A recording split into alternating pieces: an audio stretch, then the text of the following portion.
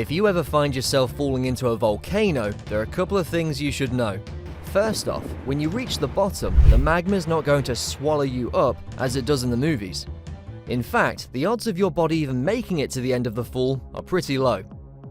And considering what would happen if you did reach the bottom, you'd probably be better off that way.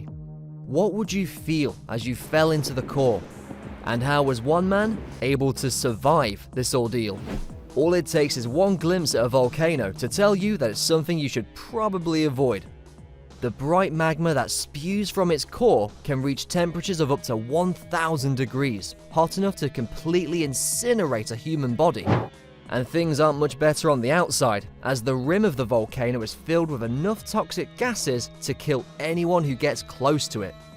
So with all that considered, is it even possible to get close enough to the mouth of a volcano to fall in? There aren't many scenarios that could lead you to falling inside a volcano, but that doesn't mean it's impossible. For instance, let's say you're out with a hiking group approaching the peak of a volcano. As you get closer, you start to feel really hot and woozy. You think you might just be getting exhausted, but no, you're actually dying. You see, at the rim of the volcano, temperatures will be hitting 500 degrees. Plus, you'd be breathing in copious amounts of sulfur, methane, carbon monoxide, and ammonia. It would only be a matter of time until asphyxiation kicks in, which would cause you to lose consciousness and fall. But you probably wouldn't have made it close enough to the opening to actually fall into the volcano, so maybe this scenario doesn't work. If we want to understand what would happen if you fell into a volcano, we're probably best to avoid the rim altogether and just drop you in from a helicopter. Maybe you're an aerial photographer just about to capture the bubbling beauty of the lava lake below, when the helicopter starts to whip back and forth uncontrollably. Ash clouds that hang out above volcanoes have been known to wreak havoc with airplane engines and flight components in general, and in the ensuing chaos, you could get thrown from the chopper. The fall itself isn't going to last long for you, because within seconds, you'll probably have passed out from lack of oxygen and ignited into flames from the radiant heat. And it doesn't get much better after that.